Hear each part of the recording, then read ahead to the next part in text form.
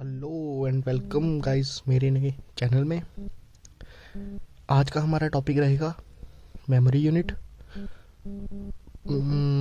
System बस और storage organisation. ठीक है, पिछली वीडियोस जिसने नहीं देखी है वो देख सकता है। पिछली वीडियोस में हमने डेफिनेशन ऑफ कंप्यूटर पढ़ा था, ऑर्गेनाइजेशन ऑफ कंप्यूटर और बेसिक कंपोनेंट उसके। ठीक है, उसके बाद हमने क्या पढ़ा था, सीपीयू पढ़ा था कि सीपीयू क्या होता है। नेक्स्ट हमने पढ़ा फिर अर्थमेटिक लॉजिक्स क्या होता है, एएलयू, कंट्रोल यूनिट क्या होता है, रजिस्टर्स क्या होते हैं। ठीक है, आज हम पढ़ेंगे मेमोरी यूनिट। ठीक है, और प्राइमरी मेमोरी, सेकेंडरी मेमोरी, और आगे आगे बताते चलते हैं आपको कि हमने क्या पढ़ना है। जैसे कि आप सबको पता है हमने एक नई सीरीज स्टार्ट की है कंप्यूटर की, तो प्लीज़ सपोर्ट करना, और जिसने प्रीवियस वीडियो नहीं देखी है वो देख सकता है। तो आज हम स्टार्ट करेंगे मेमोरी यूनिट। मेमोरी यूनिट क्या होता है, जो क्या डिस्कस करता है टेम्परेरी और परमानेंट स्टोरेज को। ठीक है, उसको बोलते हैं मेमोरी यूनिट। उसकी टाइप्स क्या होती है, जैसे primary memory, secondary memory. Primary memory में क्या आ गया, रैम और रोम। ठीक है, प्राइमरी मेमोरी रैम और रोम। रैम जो वॉलेटाइल होती है, रोम जो नॉन वॉलेटाइल होती है। सेकेंडरी मेमोरी में क्या आ गया, हार्ड डिस्क और एसएसडी। ठीक है, सेकेंडरी मेमोरी में जैसे हम पढ़ेंगे कि कैच मेमोरी क्या होती है और वर्चुअल मेमोरी क्या होती है।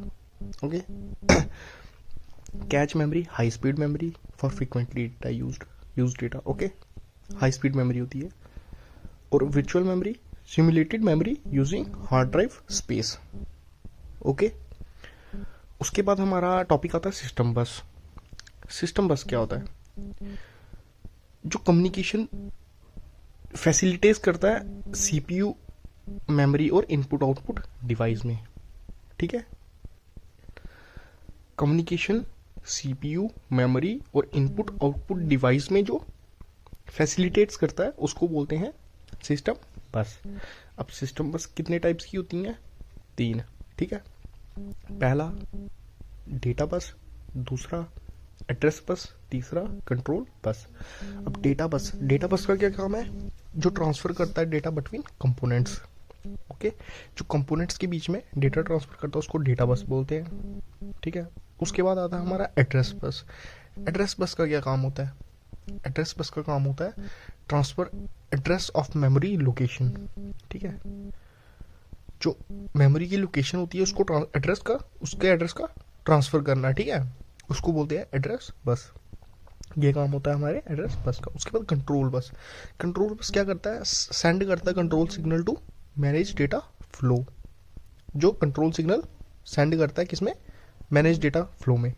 ओके, समझ आ गई आप सबको कि सिस्टम बस क्या होता है, डेटा बस क्या होता है, एड्रेस बस क्या होता है। उसके बाद हम पढ़ेंगे स्टोरेज ऑर्गेनाइजेशन क्या होता है। ठीक है, स्टोरेज ऑर्गेनाइजेशन का एक हायरार्किकल स्टोरेज सिस्टम जो होता है हमारा, वो हम समझेंगे फास्टेस्ट टू स्लोएस्ट। ठीक है, देखो सबसे पहले क्या होता है कि हमारा आता है रजिस्टर्स। ठीक है, जो फास्टेस्ट है। उसके बाद आता है कैच मेमोरी जो फास्टेस्ट है, फिर आती है मेन मेमोरी, और फिर सेकेंडरी स्टोरेज। सबसे ज़्यादा फास्ट है रजिस्टर, उसके बाद कैच, उसके बाद मेन मेमोरी, उसके बाद सेकेंडरी स्टोरेज जो सबसे स्लोएस्ट है। तो ये क्या है, एक हायरार्किकल है। ठीक है, एक सिस्टम में चलता है कि fastest to slowest slowest slowest. उसके बाद क्या होता है, cost increase speed while capacity decrease. जैसा ये सिस्टम है ना, उसमें क्या होगा कि कॉस्ट इंक्रीज होती रहेगी लेकिन जो कैपेसिटी है उनकी वो कम होती रहेगी। ठीक है, तो आज के लिए इतना ही, बाकी नेक्स्ट